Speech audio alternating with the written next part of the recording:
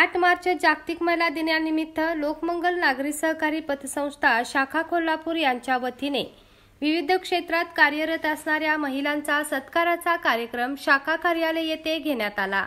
यावेळी प्रमुख पाहुणे म्हणून शाखेच्या महिला सल्लागार उज्ज्वला जाधव, वर्षा सातव या कार्यक्रमाध्यक्षस्थानी होत्या।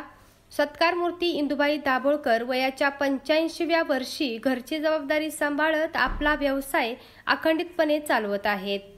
डॉक्टर संध्या उपाध्ये स्त्रीरोग तज्ञ म्हणून गेली 25 वर्षे कार्यरत आहेत।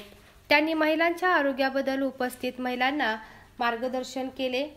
माजी सैनिक पत्नी व पत्रकार रुपाली चव्हाण, ॲडव्होकेट हंसिका जाधव गेली 2 वर्षे फॅमिली कोर्ट व डिस्ट्रिक्ट कोर्टमध्ये प्रॅक्टिस करत आहेत। यावेळी त्यांनी महिलांना सक्षमीकरण कायद्याबद्दल मार्गदर्शन केले।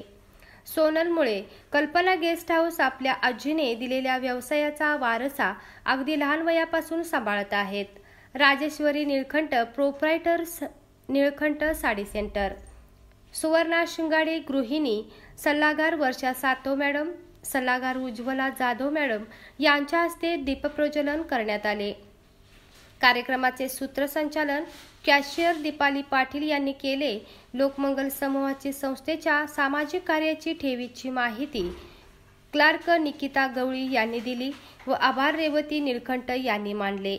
कार्यक्रम प्रसंगी बहुसंख्येने महिला उपस्थित होत्या। या कार्यक्रमासाठी शाखा अधिकारी कुंदन ताकमोगे, विक्रम घोसाळकर, आकाश जाधव, दीपाली पाटील, निकिता गवळी, रेवती निळकंठ सर्व कर्मचाऱ्यांचे परिश्रम लाभले। वेदिका न्यूज प्रतिनिधी रुपाली चव्हाण, कोल्हापूर।